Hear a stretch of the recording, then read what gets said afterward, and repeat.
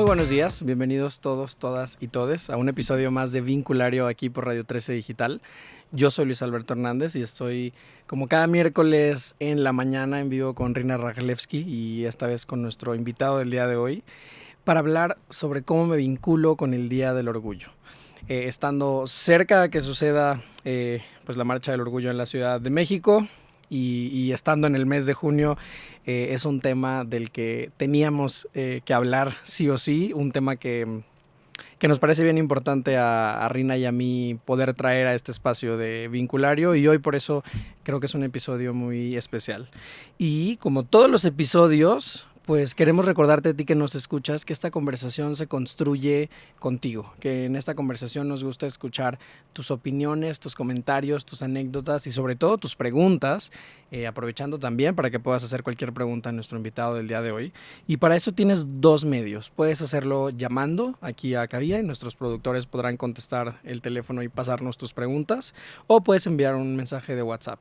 De cualquiera de las dos maneras recibiremos aquí tus preguntas y las podemos leer en vivo. Si quieres llamar por teléfono, lo puedes hacer al 55 52 62 1300 extensión 1414. Va de nuevo, 55 52 62 1300 extensión 1414. O si tú prefieres mandar un mensaje de WhatsApp, lo puedes hacer al 55 61 00 74 54. 55 61 00 74 54 para enviar un mensaje de WhatsApp. Y ahora sí, sin más trámite o cosa por hacer, Rina, ¿cómo estás? Buenos días. Buenos días, Luis, qué gusto saludarte, y coincido en que hoy es un programa muy, muy especial, y voy a darme a la tarea de leer la semblanza de nuestro invitado de hoy, Daniel Tovar. Daniel es licenciado en gastronomía por el Colegio Superior de Gastronomía, formación en orientación logoterapéutica por el Centro de Estudios Sentido de Vida México. Cuenta con estudios de logoterapia en adicciones, logoterapia y sentido de vida, logoterapia y el camino a la autotrascendencia, logoterapia de grupo, talleres en prevención de consumo de alcohol en menores, logoarte, terapia de redecisión.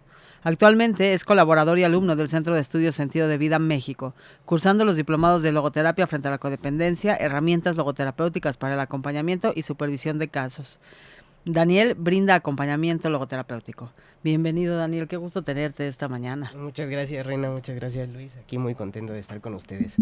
Y bueno, siempre en Vinculario tenemos como esta tradición de generar un lenguaje común y empezar la conversación, como siempre tomamos la palabra del título para decir qué entendemos por ella. Así que la primera pregunta que te quiero hacer, Daniel, es ¿qué significa para ti el Día del Orgullo? Claro, Reina, pues la verdad es que lo estuve analizando y identifico esta parte de cuestionarme a mí mismo de qué me siento orgulloso del día de hoy, de quién soy, ¿no? Entonces me remonta pues esta parte de mi historia, de cómo he tenido que defender mi autenticidad frente a la sociedad, que muchas veces es pues reprimido o mal visto, o hay mucho rechazo, mucha desinformación. Entonces aprender pues esa lealtad, ¿no? A sentirme orgulloso de ser quien soy, ¿no? De ser como soy, y pues eso principalmente, ¿no? Y no sé si podrías contarnos un poco de tu historia para darnos contexto de este orgullo del que estás hablando, de sentirte orgulloso de quién eres. Claro que sí, pues mira, yo soy una persona trans, yo pues nací tal cual, me pusieron el nombre de Daniela Talía Tovar Galindo, ¿no? Entonces era pues esta parte como de no encontrarte, ¿no? Realmente de no reconocerte, ¿no? De no sentirte pues empatado con el nombre, con el género que te asigna, ¿no? El sexo más bien con el que nazco en este sentido. Entonces a mí me ha costado mucho trabajo como empatar toda esa parte, ¿no? Yo vengo pues de una familia muy tradicional, muy religiosa, donde todo es como, todo el tema de gays, lesbianas, toda la comunidad LGBTIQ como tal, pues es pues mal vista, ¿no? Es como muy juzgada. Entonces pues yo comienzo a darme cuenta desde muy temprana edad de que algo sucede conmigo, ¿no? O sea, de que algo es diferente, ¿no? De que no soy como los demás niños y tampoco me siento parte de las niñas, ¿no? Entonces era así como que esta lucha, ¿no?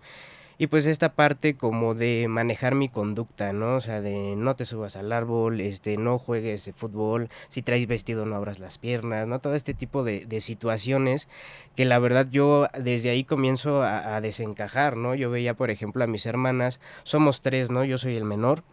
Y mis dos hermanas pues son muy femeninas, ¿no? Muy que con la bolsita, que las crinolinas amplias, toda esta parte, ¿no? Entonces yo no me siento pues identificado desde un principio, ¿no? Me acuerdo que nos regalaban bolsitas a los tres igualitos, ¿no? Entonces como uniforme y pues yo todo desparramado, ¿no? Ya me había quitado la crinolina, lo había ocupado como poste para jugar fútbol y la bolsita pues ya la había perdido, toda esta parte, ¿no? Entonces desde ahí comienzo a darme cuenta que pues yo no me siento ni de aquí ni de allá, ¿no? Realmente, o sea, porque también con los niños me pasa esta situación que, no, pues tú vete para allá porque eres niña, ¿no? Entonces, pues me siento así completamente desencajado y he tenido que atravesar, pues realmente por un proceso de crecimiento personal, de mucho autoconocimiento, ¿no? De esta parte, pues atenderme mentalmente, ¿no? La psicoterapia, no sé si sepan, hace unos años pues estaba considerado como esto, como un trastorno, ¿no? Incluso el día de hoy aparece así, ¿no? En el DSM-5 como disforia de identidad de género, ¿no? Entonces, pues tiene que ver mucho con la salud mental y a mí me ha costado trabajo entender que pues simplemente soy una persona más, ¿no? Soy uno más, ¿no? Más allá de mi género, más allá de mi sexo, más allá de la manera en la que nací, pues soy persona, ¿no? Antes que otra cosa, ¿no? Entonces, pues yo creo que la historia gira en torno a eso, Rina. Gracias Daniel por compartir. Luis. Y creo que a mí se me ocurre que es momento de dar un poco de contexto para quienes nos escuchan y qué mejor introducción que algo tan personal como la historia de Daniel, pues de nombrar de qué va el Día del Orgullo, porque justo creo que se relaciona con las historias que todas las personas LGBTIQ+ podamos compartir, Claro. Y por supuesto con la historia que nos compartes, Daniel. Pues el Día del Orgullo es este día en el que se celebra la diversidad, se celebra la existencia y el derecho de existir públicamente de las personas LGBTIQ+, y que se honran justo los movimientos sociales que nos han traído a un lugar de cada vez más igualdad de derechos. Digo cada vez más porque no sé si estamos ahí, pero al menos tener los derechos humanos, derechos civiles básicos, y cada vez acercarnos más a un estado de equidad. Y ante una historia como de... En repetidas ocasiones hablabas, Daniel, y me identifico mucho con eso, resueno con no caber. Uh-huh. Y pienso que ese es un día en el que cabemos, ¿no? Y es un día en el que las personas pueden caber en el reflector, en lo público. Y me pregunto cómo es para ti, como el contraste entre hoy miércoles, saber que el sábado va a suceder el Día del Orgullo y que si tú decides participar desde el frente que lo decidas hacer, hay una visibilidad y en ese lugar hay una celebración de ti que quizá no pasaba cuando te estorbaba, como dices, ¿no? La indumentaria y la ropa que te habían asignado para poder hacer lo que tú querías y jugar como querías. Sí, claro, fíjate que me doy cuenta que ese día era como, yo cuando me enteré, ¿no? Que se celebra el Día del Orgullo, la verdad fue, pues ya hace un par de años, yo estaba muy joven, ¿no? Tenía como 14 años y para mí fue como, wow, hay un día en el que puedo ser yo mismo y no sentirme juzgado por nadie, ¿no? O sea, como tener ese respaldo, ¿no? Yo siempre me sentí como yo contra el mundo, ¿no? Yo contra la sociedad y de repente encontrarte un día donde encuentras a seres humanos, ¿no? Iguales a ti, que padecen el mismo dolor, que sienten esta parte, ¿no? De no encajar exactamente igual que tú, eso de cierta manera me da cierto alivio, ¿no? De decir, pues no soy el único, ¿no? Aquí tengo mucha comunidad, ¿no? Esta palabra de comunidad, digo, wow, qué padre, porque somos todos iguales, somos parte de, y ese día simplemente nos atrevemos a levantar la mano y decir, aquí estoy, ¿no? O sea, soy parte de tu sociedad, quizás tradicionalista, ¿no? Estamos aquí presentes y la verdad es algo pues que me gusta mucho, ¿no? Esa palabra de comunidad porque siento que pertenezco, ¿no? Y mientras escucho, como que me voy a desviar un poco del Día del Orgullo, pero me parece que eventualmente todos los caminos llegan al Día del Orgullo. Y de ahí, ¿cómo es que topa en tu camino la logoterapia? Es decir, ¿estudias para chef? Estudié realmente la licenciatura en gastronomía meramente y siendo completamente honesto como un requisito para cumplir con mi familia, ¿no? Ya estudié gastronomía porque siempre fue como el plan, ¿no? De mis papás, ellos tenían como esta visión de, vas a ganar mucho dinero siendo pues gastrónomo y dedicándote a eso y esa parte. Y yo la neta lo hice como por cumplir, ¿no? Nada más como un requisito meramente, pero de ahí pues obviamente no logro encajar, o sea, para mí ha sido un camino largo, ¿no? Largo y doloroso, porque sí, no terminaba de encajar ciertas piezas, incluso estando en la universidad, ¿no? Esta parte de decir, bueno, ya estudié gastronomía, ya tengo un negocio propio, ya estoy aquí, pero no me siento pleno, ¿no? O sea, como que algo no termina de hacer clic, ¿no? Entonces, pues yo desgraciadamente caigo en este camino de las adicciones, ¿no? Entonces me desvío completamente de lo que es, pues, una vida humana feliz, ¿no? Y plena, ¿no? Entonces ahí yo decido tener un internamiento, ¿no? En un centro de rehabilitación. De ahí salgo y empiezo a buscar algo que le dé sentido a mi vida, ¿no? Y tal cual lo puse así en internet, ¿no? O sea, ¿cómo le encuentro el sentido a mi vida? Y me aparece un curso que daba Laura Vélez en aquel entonces en Monte Fénix, y de ahí me atrapa, ¿no? O sea, me encanta toda esta parte porque mucho de la logoterapia es ver a la persona como lo que puede llegar a ser, ¿no? O sea, como más allá, ¿no? No nada más una persona que tiene problemas en ese momento, sino qué puedes llegar a ser con todos esos problemas que tienes, ¿no? Y la verdad es que ese primer contacto con la logoterapia me enamora, me jala, y de ahí me voy pues con la maestra Laura Vélez ya actualmente a su escuela, y ahí sigo, ¿no? Realmente todavía aprendiendo. Me llevas a pensar como en que has recorrido caminos diversos para construirte como el Daniel que eres hoy, ¿no? ¿Cómo dirías que ha sido ese recorrido, esos caminos de reconocerte, de vivirte como te vives hoy? Claro, sí, pues mira, en la adolescencia realmente a mí me llevaban con psicólogos, ¿no? Incluso con psiquiatras, también visité a un neurólogo, un sexólogo, ¿no? Toda esta parte como para tratar de entender, pues, qué era lo que pasaba conmigo, ¿no? Pero desgraciadamente, pues, hace, ¿qué? Como 20, 25 años, este tema no era como ahora, ¿no? O sea, como con tanta información, no era como más escondido, más satanizado, se confundía mucho la orientación sexual con la identidad de género, ¿no? O sea, no había una línea divisoria, ¿no? Entonces esta parte, pues, que era compleja en ese sentido, yo tratando de buscar mi identidad, pues las terapias siempre iban encaminadas en como en reasignarme al género femenino, ¿no? Entonces yo decía, es que no, o sea, de verdad no puedo.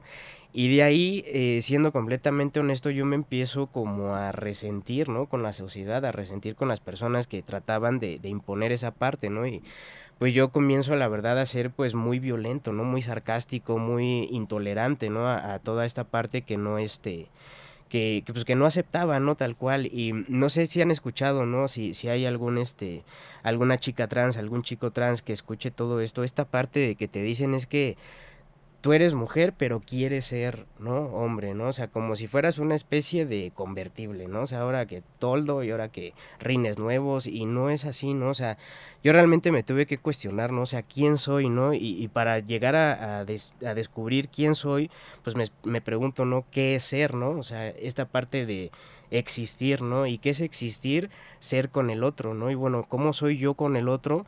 Pues así, ¿no? O sea, pues no sé si tengo esta parte femenina y esta parte masculina que todos tenemos, pero para mí mi identidad de género es masculina, ¿no? Y me relaciono con las demás personas, pues desde este género que yo identifico, ¿no? Entonces me costó mucho trabajo como transmitirle a las demás personas es que yo nunca fui mujer, ¿no? O sea, yo desde que tengo uso de razón, yo sabía que era un hombre, ¿no? O sea, yo sabía que era niño, yo sabía que no me gustaban las faldas, los vestidos, que me pintaran, que las uñas, que toda esta parte no me gustaba, sin embargo lo tuve que hacer en su momento pues para encajar, ¿no? En la sociedad, ¿no? Para no sentirme completamente recluido, ¿no? Entonces ha sido pues este proceso, ¿no? De incluso filosofar, ¿no? De la vida, de qué ser, toda esta parte de la existencia, pues para poder descubrir quién es Daniel el día de hoy.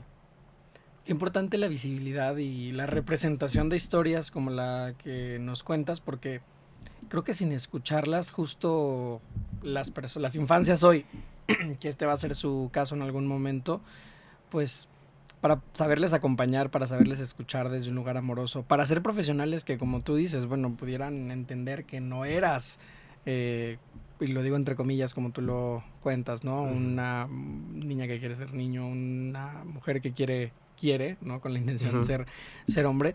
Para poder entender eso creo que habría que conocer a las historias, habría que conocer a las experiencias, ¿no? Claro. Que al día de hoy creo que es de lo que más nos falta. Todavía no hay una visibilidad, en mi opinión, y no sé qué piensas tú, Daniel, que dé información suficiente para que las personas seamos en general capaces de conocer muchas otras experiencias que no son la propia y que no son la norma o la heteronorma. Claro, yo creo que es bien importante pues esta comunicación, ¿no? Entre hijos y padres, y sobre todo como padres tener este respeto, ¿no? Porque muchas veces existe una comunicación pero no hay ese respeto, ¿no? Por lo tanto, pues los chicos o chicas tendemos a no contarle ciertas cosas a nuestros papás, ¿no? Que fue por ejemplo en mi caso, ¿no? O sea, yo veía por ejemplo que si veían a dos mujeres agarradas de la mano, que veían dos hombres agarrados de la mano, que se llegaban a dar un beso, era así como, no, o sea, satanizado y no, y eso está muy mal y todo. Entonces dentro de mí decía, no, en la vida les voy a decir que me siento hombre, que me gustan las mujeres, ¿no? O sea, era completamente prohibido, ¿no? Yo creo que esta parte de darle información a las personas, siento que ayudaría mucho como a reducir toda esa parte que traemos pues muy introyectada, ¿no? Ya de siglos atrás, ¿no? Toda esta homofobia, toda esta parte de la no aceptación. Y sobre todo yo hago hincapié en ver al ser, ¿no? O sea, ver a la persona, ¿no? O sea del género que sea de la orientación que sea, es una persona que vive, que siente, que se siente igual de triste que tú, ¿no? O sea, igual de decepcionado. Toda esta parte experimentamos lo mismo como seres humanos, ¿no? Entonces, que no se pierda la visibilidad de la humanidad como tal, ¿no? Sería mi punto de vista. Y porque al final, como dices, me gusta mucho lo que dices, Daniel, porque al final eso, las personas somos personas, es decir, eso es una realidad. Lo que somos son personas que, como dices, que sentimos, que tenemos una mirada del mundo, y no quiere decir que por tener una mirada del mundo entonces puedo decidir sobre realidades que no son la mía, porque son realidades que yo no conozco. Y entonces, como opinar con juicio sobre otra realidad que es porque es diferente a la mía, y pensar que porque es diferente a la mía, entonces está mal o no es la que debería de ser, pues no, porque yo no soy ni el parámetro ni la regla de nada. Y entender que todo esto es como es parte de este mundo como ha sido construido, y empezar a cuestionarnos que quizá yo puedo aportar a construir un mundo en donde quepan muchos mundos, es el camino, y que puedo retar esos discursos dominantes, que puedo cuestionarlos, que puedo decir, oigan, alto, ¿no? Yo no estoy de acuerdo con eso, yo creo que esto vale la pena pensarlo diferente, ¿no? Creo que ese es el camino, que como personas y como individuos tenemos poder de agencia ante el mundo que se ha construido alrededor nuestro. Y en ese camino por construir un mundo donde caben todas las experiencias, ¿qué papel creen ustedes que juega el Día del Orgullo? ¿No? Como, ¿qué rol tiene en esa construcción del mundo del que hablamos?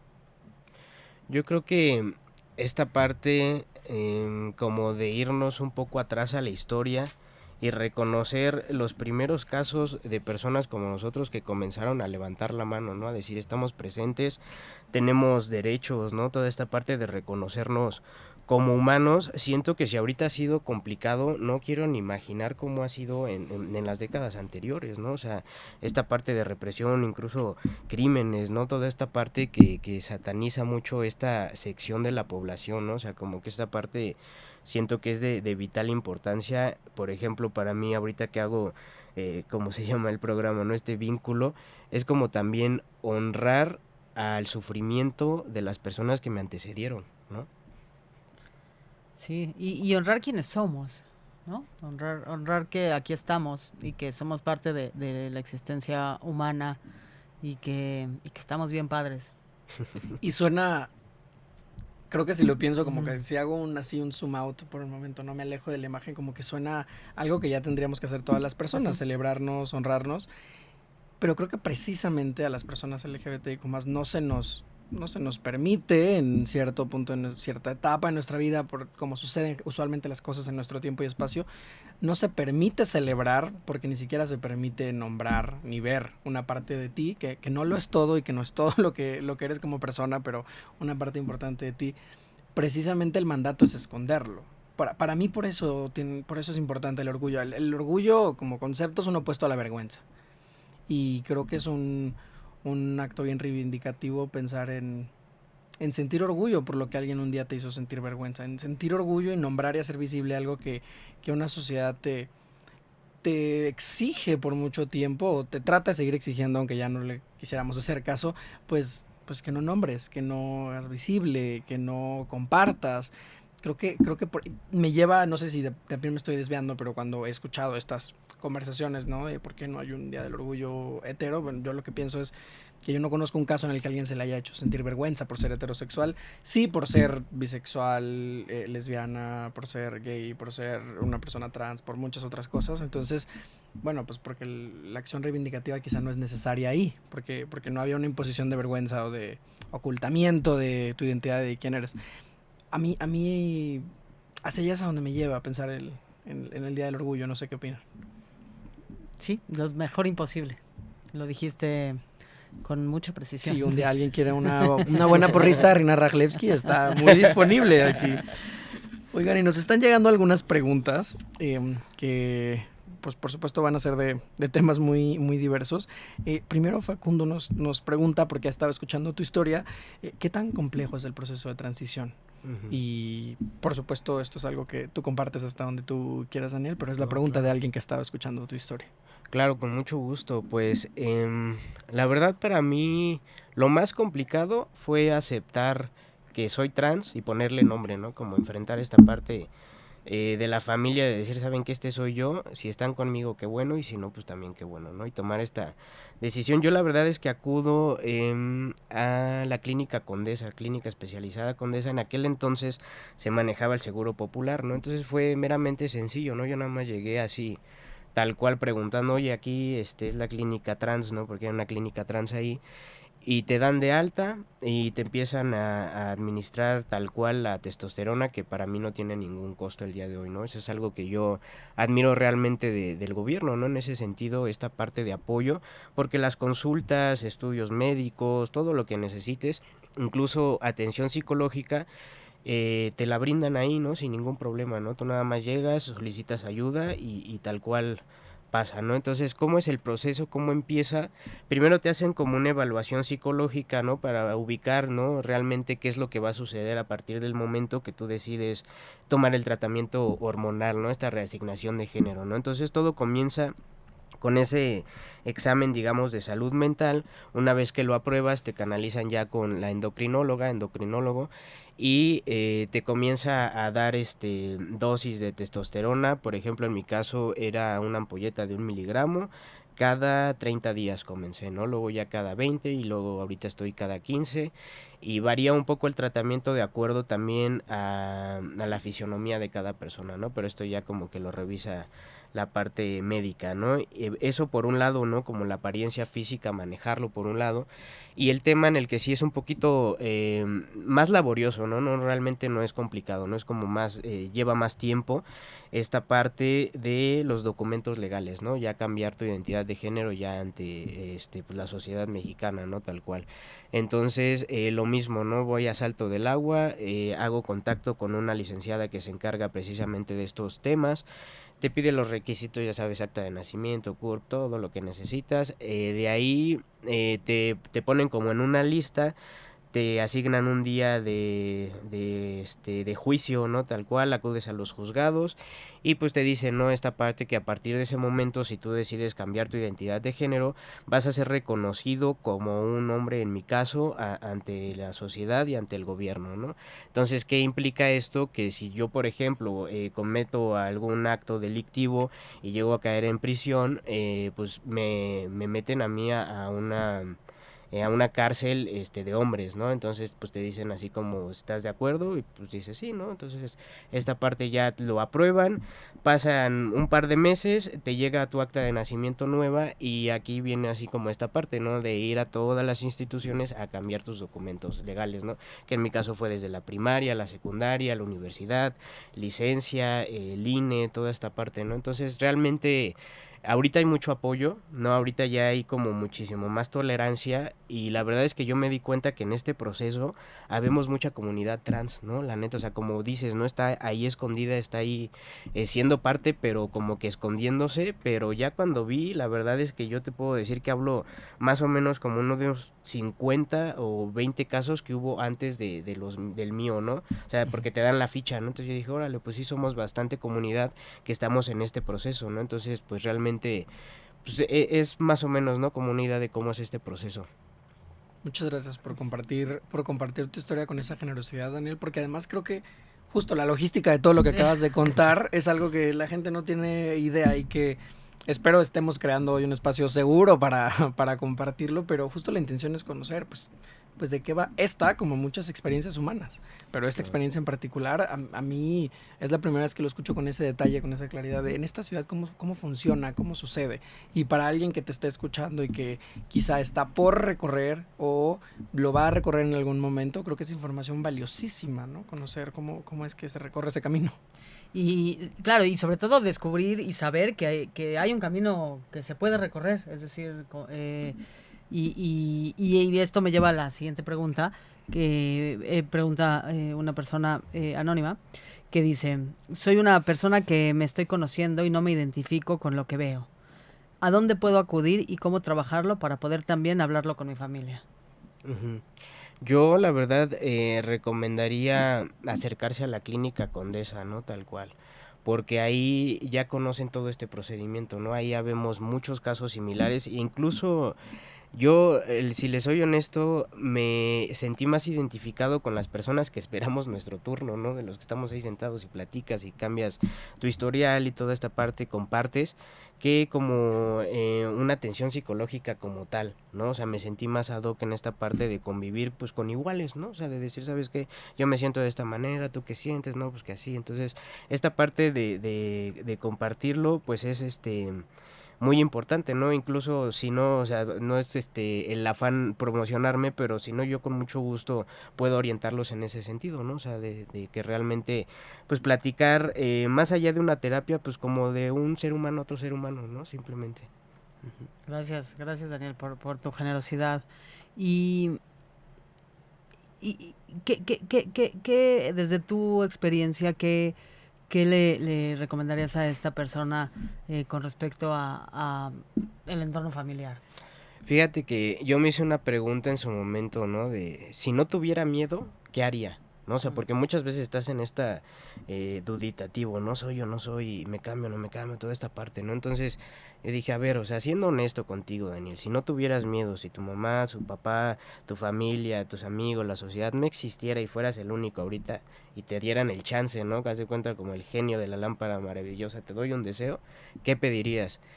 Y pues la respuesta fue esa, ¿no? O sea, cambiar completamente mi apariencia física de manera que yo me sienta parte de mí mismo, ¿no? O sea, como esta manera de reconocerme en el espejo, ¿no? Entonces realmente, pues es ser valiente, ¿no? O sea, ser valiente, atreverte a ver en el espejo y decidir quién eres, ¿no? O sea, hacer a un lado como toda esta parte tan introyectada que tenemos, que está mal, que no, que vas a sufrir, porque a mí me decían mucho eso, ¿no? O sea, las personas como tú no son felices, ¿no? O sea, las personas como tú sufren mucho, ¿no? Y de cierta manera, aunque no lo quieras, se te graba, ¿no? En el inconsciente y sale, ¿no? Entonces, yo me identifico cañón con esta pregunta porque llega el punto donde no te permites ser honesto contigo mismo, ¿no? Y eso es algo muy doloroso realmente, ¿no? Porque te estás negando a ti mismo tu propia existencia, ¿no? Entonces mi consejo sería ser valiente y verte sin miedo, ¿no? Y entrarle ahora sí a lo que tienes que entrar.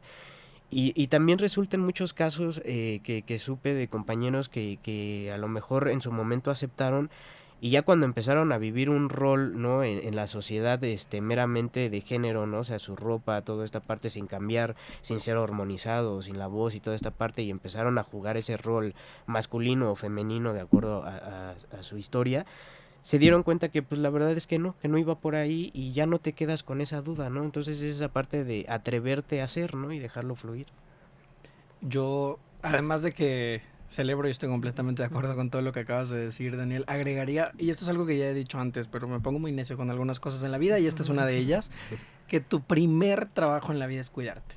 Claro. Ese es tu primer chamba. Entonces, cuando lo vas a hablar con familia, pues está bien que primero tú reúnas las condiciones de seguridad y cuidado para ti, y ya que tú sabes que es seguro, ¿no? Y que es cuidadoso el entorno y la forma en que lo vas a hacer, pues que sepas que acercarte a recursos que no van a estar ahí dentro de esa familia es completamente válido y muchas veces es algo que ayuda, ¿no? Como sí creo que sí hablando desde el amor y poniendo reglas básicas de conversación podemos lograr muchas cosas, pero hay ciertas conversaciones que a veces nos rebasan y entonces la terapia familiar por supuesto es algo que yo siempre voy a recomendar para un tema así, pero me remonto a esta escena, Daniel, de tú esperando en Clínica Condesa y el efecto que tuvo en ti platicar con la gente que está al lado.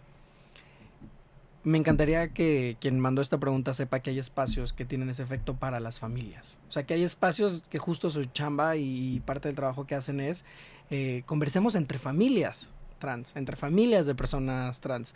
Porque me parece que entonces la familia como un todo también puede vivir este efecto de la sala de espera, ¿no? De bueno, ¿cómo les fue a ustedes? ¿Cómo le hicieron ustedes? Hay espacios, hay organizaciones. Viene a mi mente ahorita una que sé que en algún momento lo hizo en Guadalajara, Impulso Trans, y por supuesto que hay muchas más que llegan a tener estos encuentros o hacen programas pues de grupo que están justamente puestos para las familias. Pensar que también es posible que recurran a algún espacio como estos porque definitivamente no porque en sí misma la experiencia trans o la experiencia LGBTQ más lo sea, pero no es fácil hoy recorrer ese proceso, no porque la experiencia LGBT lo implique, sino porque la sociedad tiene un montón de imposiciones bien feas, ¿no? Bien complicadas, pero que hay lugares allá afuera también donde se puede tener esta conversación. Sí, completamente de acuerdo. Yo creo que es esta parte como de quitarle la etiqueta, ¿no? Como de quitarle esta parte de prejuicio, ¿no? Como normalizarlo, ¿no? O sea, si normalizamos tantas cosas, yo creo que este tema pues es algo que al fin y al cabo ha existido toda la vida, ¿no? El problema es que siempre tendemos a ocultarlo, ¿no? A esconderlo, a no hablar de él, ¿no? Entonces realmente como dices, ¿no? Eh, encuentro humano con las demás personas que están atravesando por tu misma situación, llámese tú trans o tu familia alrededor, es bien importante pues atreverse a tener esta comunicación y darte cuenta que pues no pasa nada, ¿no? Realmente los prejuicios pues están en nuestra mente, ¿no?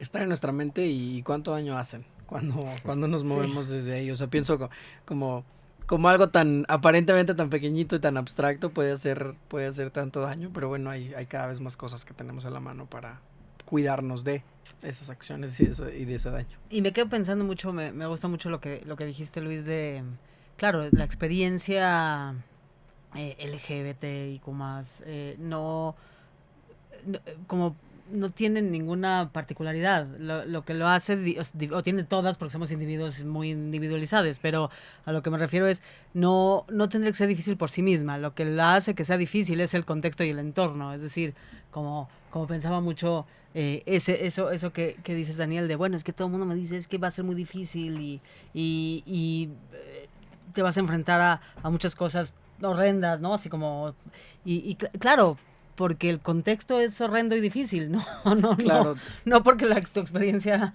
implique eso. Si el contexto fuera un contexto en donde se abrazan todas las experiencias humanas y cada quien puede decidir sobre su vida en plena libertad y sin juicios, entonces sería una experiencia muy amable y amorosa. Claro, que se vuelve como un problema así que regresa al origen, ¿no? De pensar en parte del prejuicio con el que yo me he encontrado allá afuera es que hay esferas sociales que piensan que la experiencia LGBTIQ+ es una vida muy triste, es una vida de mucho dolor, ¿no? Y entonces pues nadie quiere eso para su hijo, su hija, su hija y por eso es que no quieren que seas LGBTIQ+, aunque pues no es algo elegido.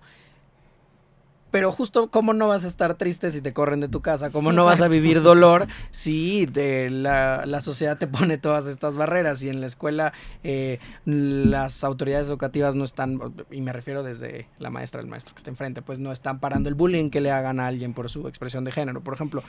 Pues ahí está el dolor y ahí está la tristeza, ¿no? En la discriminación, en la exclusión, como sí duele, pero no es parte de mi experiencia, es parte de una violencia que cada vez más está legislada, entonces cada vez más es delito también, pero como que se invisibiliza de dónde viene ese dolor a veces y te agradezco mucho que lo nombres, Reina, porque es importante. Es como si fuera intrínseco, ¿no? La experiencia, y no lo es. Y nada, me parece que... Y yo hoy vengo a iniciar con el Día del Orgullo, siquiera me voy a disculpar al respecto, pero claro, me parece también que el Día del Orgullo es una muestra de esto, ¿no? Como, pues no es una vida tan triste la que está el Día del Orgullo. En realidad hay posibilidad de protesta desde la celebración, ¿no? Y hay mucho prejuicio ahí porque a mí lo que me parece es que a nadie que quiera mantener el status quo le viene bien que alguien proteste o alce la voz porque si los movimientos sociales protestan de otra manera, pues hay quien dice, y lo digo entre comillas, que no son las formas. Y entonces si alguien elige la forma de celebración como forma de protesta, ¿no? Y la manifestación de alegría y de celebración tampoco es una forma apropiada de protesta. Yo creo que no vamos a darle gusto a quien no quiera que haya protestas y ya es un barco que ya zarpó. Pero creo que justo también esta posibilidad de celebrarse en el hacerse visibles es como un contraste con esta idea de que la vida de las personas del LGBTQ+ tendría que ser muy sombría y de mucha complicación. De acuerdo. ¿Qué piensas, Daniel? Pues sí, completamente de acuerdo. Ahorita con todo esto que están conversando, me doy cuenta de que muchas veces es muy incongruente toda esta parte, ¿no? O sea, la familia te dice que no porque vas a ser rechazado y ya con ese comentario te rechazan ellos mismos, ¿no? O sea, como esta parte no vas a sufrir mucho, pero te hace sufrir más el rechazo de tu gente, ¿no? O sea, tú dices, pues es que a mí no me interesa si la vecina de enfrente, Juanita, Chanita, me acepta o no me acepta, ¿no? El que realmente me importa, pues eres tú como mi padre, ¿no? Tú como mi madre, tú como mis hermanas, toda esta parte, ¿no? Entonces, ahí perdemos de vista como que esta parte del apoyo familiar, ¿no? O sea, es algo como incongruente desde mi punto de vista, porque no quiero que sufras, pero yo con mi rechazo te hago sufrir, ¿no? Entonces desde ahí comienza esta parte, ¿no? De la aceptación y de comenzar a permitir, ¿no? A los demás seres humanos decidir quiénes son, ¿no? Algo que también he aprendido a lo largo de este camino es que pues la sexualidad no es algo que ya se te dé y que sea toda la vida como algo estático y plano, ¿no? O sea, se va construyendo día a día igual que tu personalidad, igual que tu carácter, igual que tú como ser humano, ¿no? Entonces, ser tan rígidos en ese sentido de tiene que ser así o así, a mí la verdad me cuesta trabajo entender, ¿no? Como esa rigidez, ¿no? Y ustedes saben, esta parte de rigidez mental, pues habla precisamente de que no hay pues tanta salud mental, ¿no? En cuanto a aceptar pues la existencia de los seres humanos erráticos y cambiantes que somos, ¿no? Esta parte. Sí, es como la frase que me viene es, no quiero que sufras, pero no quiero que seas. Ándale. Y en cualquier relación, aunque haya amor, donde no cabe tu libertad, es una relación violenta. Y puede ser una relación de madre, hijo, de padre, hija, de padre, hija, puede ser una relación de hermanos, puede ser una relación familiar o no, de amistad, pero si no cabe tu libertad de ser y existir, además de algo que no es opcional, pues es una relación violenta, porque el amor está condicionado entonces a tu sufrimiento. Y no sé, no me gustaría pensar que eso es el tipo de familias que debería existir en el mundo, ¿no? Como el que se condicione a tu sufrimiento la posibilidad de ser amado. Me parece una forma muy dolorosa de acercarse al vínculo familiar. Uh-huh. Y está llegando un montón de preguntas, Daniel, así que yo creo que te las vamos a seguir haciendo porque luego nos presiona Eric al final del episodio con los últimos minutos. Julieta pregunta, ¿cómo llevas tú hoy acompañamiento en tu proceso? Realmente, como les digo, me metí mucho al Centro de Estudios Sentido de Vida y para mí es que Laura Vélez, la maestra, la directora de ese centro, ha sido pues este gran apoyo, ¿no? O sea, esa persona con la que puedes confiar y decirle cualquier cosa. E incluso sigo el día de hoy, pues con esta sesiones de logoterapia y siguiendo, pues conociéndome, ¿no? Realmente todavía en este proceso. Realmente mi salud mental, desde ese momento yo aprendí a que es algo que no debo de descuidar, ¿no? O sea, así como mi salud física, igual la mental, y pues seguir en ese camino, ¿no? De autotrascendencia. Y seguimos con las preguntas, Claro. Daniel. Una persona pregunta si estos tratamientos hormonales pueden dañar tu salud o crear efectos secundarios. Claro, sí crean efectos secundarios, pero desde mi punto de vista, pues son aceptables, ¿no? Realmente, por ejemplo, yo ahorita estoy cuidando mucho mi alimentación, ¿no? Porque como me administran la testosterona, mis triglicéridos y toda esta parte suele aumentar, ¿no? Por esta sustancia, ¿no? Entonces, pues implica como esta responsabilidad, ¿no? En el tratamiento, desde un principio te lo dicen, ¿no? O sea, puede suceder esta parte de pues también en mi caso, ¿no? Por ejemplo, el cabello, ¿no? Cuando antes de hormonizarme, pues tenía cabello normal como cualquier persona y ahorita ya viene como que esta parte, ¿no? De que se va, cayendo, ¿no? Entonces para mí, pues digo, yo la verdad prefiero, ¿no? O sea, no tener tanto cabello, pero verme el día de hoy como me veo, ¿no? Y sentirme pleno conmigo mismo. Entonces, sí hay como todo cierto riesgo, pero no es algo que te perjudique o que sea mortal, ¿no? Es algo que se puede llevar con una buena alimentación, con un buen tratamiento y toda esta parte de autocuidados. Y Gracias. hablando de verte, como lo acabas de decir, Ingrid pregunta, cómo te sentiste tú después y que entiendo que no hay como un momento y un segundo en el que todo cambie quizá, pero Ujú. después de un momento o de un proceso de transición y cuando tú consideras que lograste verte como tu yo, que llegas a ese objetivo, ¿cómo te sentiste tú? Pues fíjate, de hecho se me olvidó en esta parte del tratamiento lo que son las cirugías, ¿no? Para mí la cirugía de la mastectomía, que es meramente eliminar los pechos, fue como una liberación tremenda, ¿no? Incluso, pues yo bromeando, ¿no? Yo soy mucho como de humor negro y con mi familia les decía, oye, ¿cómo ves esta parte, no? Que una amputación física me hizo sentir tan lleno, ¿no? O sea, tan pleno en esta parte, ¿no? Entonces, realmente para mí fue un proceso muy liberador. Yo me acuerdo es como tener una segunda pubertad, ¿no? Como una segunda adolescencia, ¿no? Cuando comienzas.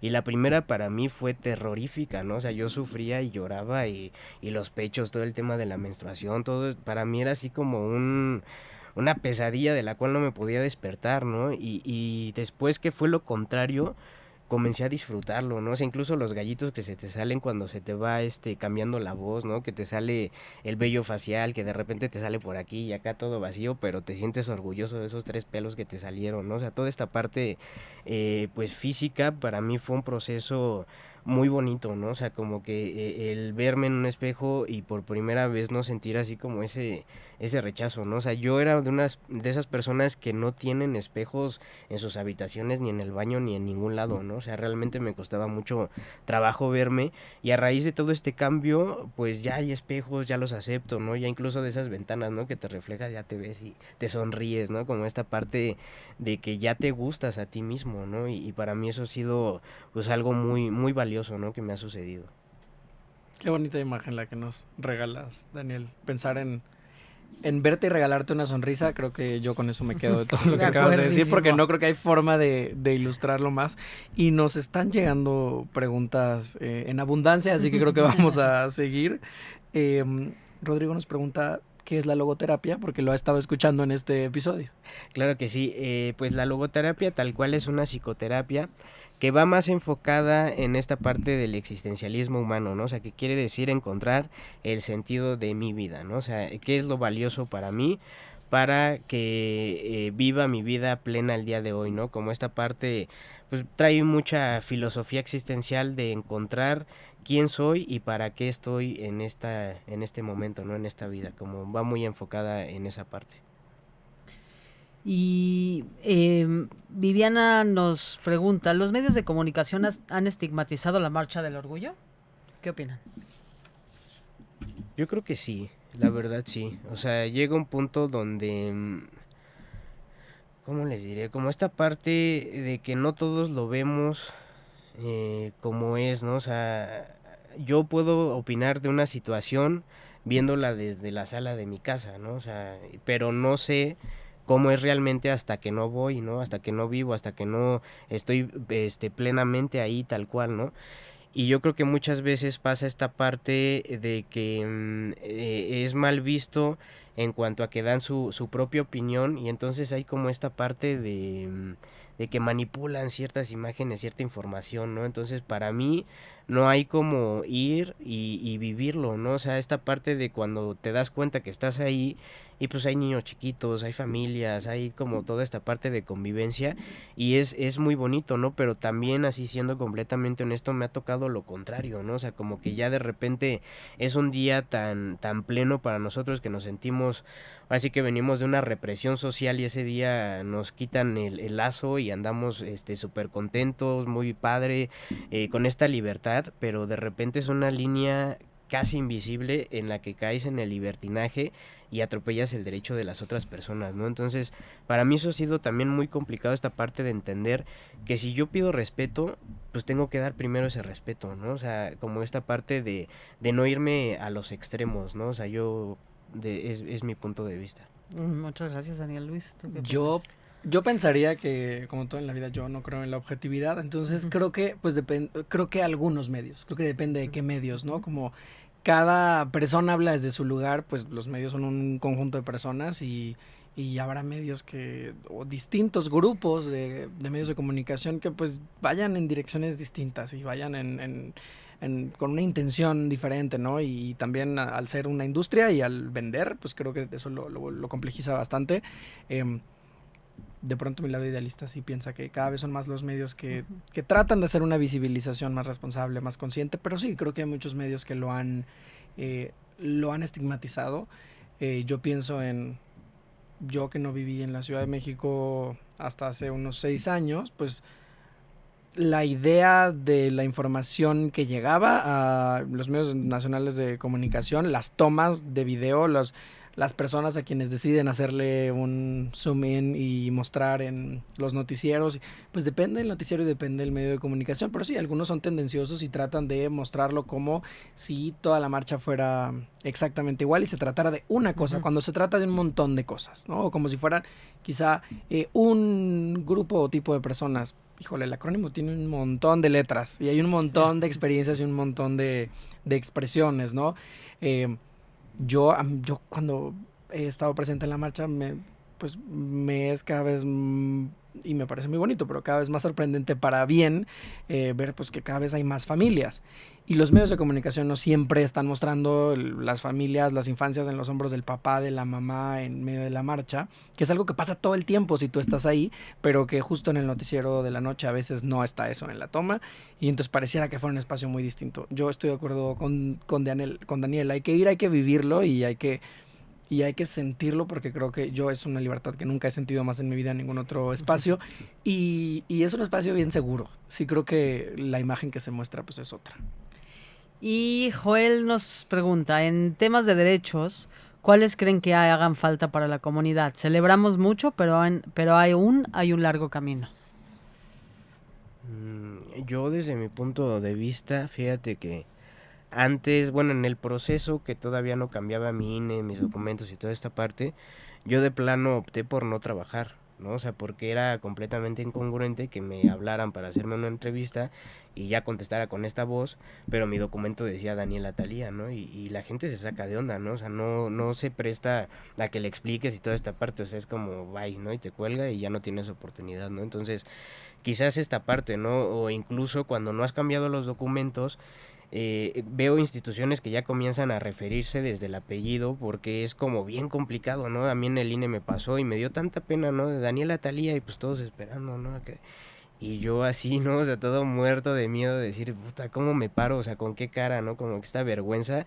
Pero ya si te dicen Tobar, pues ya es como más, libre en ese sentido, ¿no? Entonces yo siento que cuidar pues esta parte, ¿no? Ahorita, por ejemplo, no todo el tema no binario también siento que es parte de, ¿no? O sea, mucha gente de plano se cierra, ¿no? Lo toma como a payasada, como a decir, no inventes, ¿no? O sea, es así o así. Entonces, simplemente yo creo que es mostrarnos empáticos, ¿no? O sea, y no nada más en el tema de la sexualidad, sino como seres humanos como tal, ¿no? En lo general sería, pues, mi punto de vista, mi propuesta. Y yo quiero sumar a lo que dices, Daniel, más bien mientras te escuchaba, lo que pensaba es que, es decir, no todas las personas nacimos sabiéndolo todo. Se vale no saber o no entenderlo todo, y eso me lleva a que se vale preguntar. Es decir, si pregunto desde el amor y desde la curiosidad, puedo preguntar qué necesitas, ¿no? Y eso ayuda un montón, partiendo de la premisa de lo que decíamos antes, de pues yo no puedo entender todas las experiencias humanas en su totalidad, pero sí puedo preguntar. Y desde ese lugar tener el cuidado de tomar esa responsabilidad de la respuesta que reciba, pues voy entonces a tener, ya teniendo esa pieza de información, pues ya me puedo ser mucho más cuidadosa para con las personas con las que interactúo. En cuanto a los derechos que hacen falta, yo me considero poco docta en el tema, así que también voy a tomar la responsabilidad de mi propia ignorancia y le voy a pasar el micrófono a Luis. Y ya, así es como Reina me pone en el rincón. Pues yo pienso en muchos, o sea, no sé, ahorita viene a mi cabeza en las escuelas, pues el cuidar la expresión, la posibilidad de expresión de género libre de las adolescencias y las infancias también, porque no le va a hacer daño a nadie ni le va a tener ningún efecto permanente que alguien tenga una expresión social de género en la escuela y se ponga, si él se pone el pants o se pone la falda o se deja el pelo más largo o se lo corta, no le va a hacer daño a nadie y en el mejor de los casos pues va a permitirle a una persona vivirse desde esta identidad que es la suya, y si eso el día de mañana tiene cualquier cambio tampoco va a pasar nada, pero pienso que en las escuelas el derecho de una libre expresión de identidad, expresión de género, expresión de la identidad de género es uno. No sé, siento que hay mucho por hacer en el tema de prohibición de las terapias de conversión, que si bien hay logros importantísimos que han sucedido recientemente, sigue habiendo muchos espacios terapéuticos, pseudoprofesionales que invitan o sugieren tener una posibilidad de hacer cualquier cambio en la orientación sexual de las personas o en la identidad de género de las personas, incluso si lo tratan de hacer, y lo digo por, entre comillas, ¿no? Como por debajo del agua. Creo que hay mucho que hacer ahí también. No sé, el derecho de estar en espacios seguros, en cualquier lugar en el que alguien esté en una posición de poder, en mi opinión se confunde la libertad de expresión con el abuso. Y entonces yo he estado en espacios de escuela donde hay un profesor diciendo comentarios abiertamente transfóbicos o abiertamente homofóbicos, y me parece que eso no debería ser legal.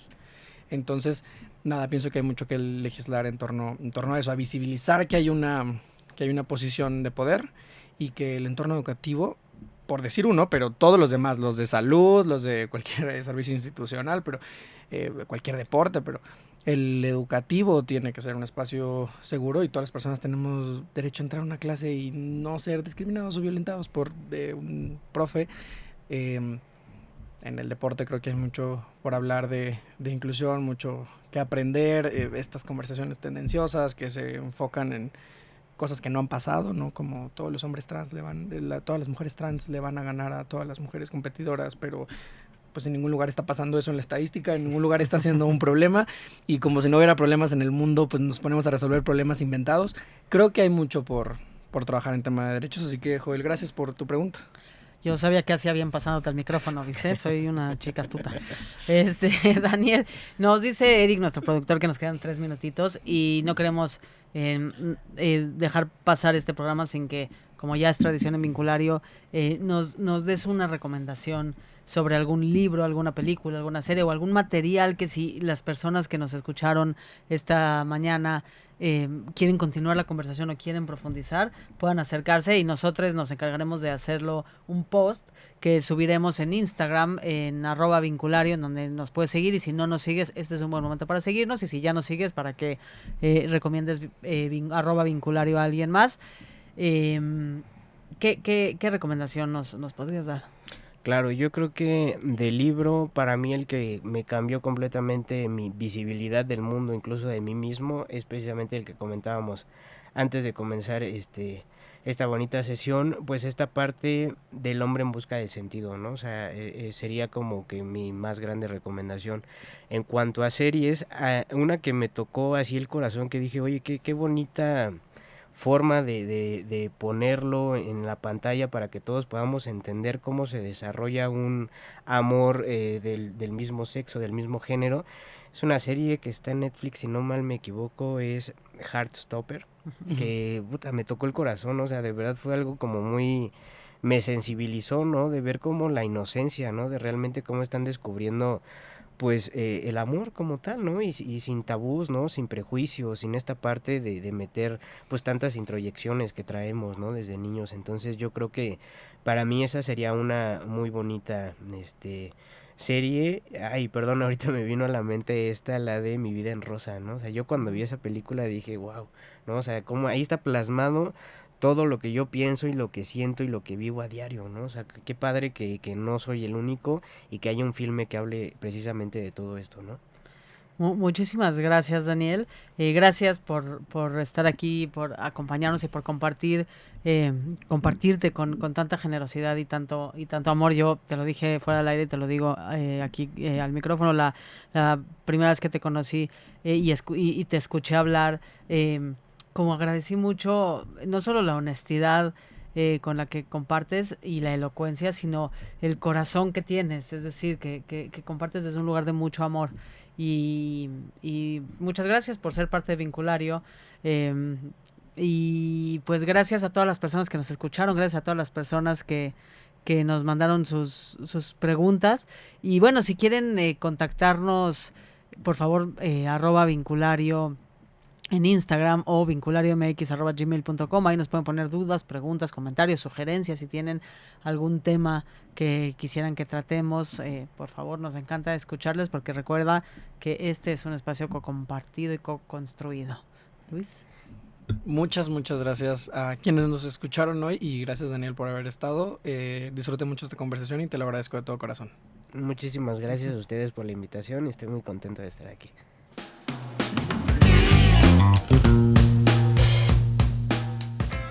Desde cualquier dispositivo y en cualquier plataforma, recibe las notificaciones de Radio 13 Digital. Venos y escúchanos en Facebook, YouTube y Dailymotion de Radio 13 Digital. Dale me gusta a nuestro perfil, síguenos y activa las notificaciones de las publicaciones y video para que te lleguen las alertas de los programas que están al aire.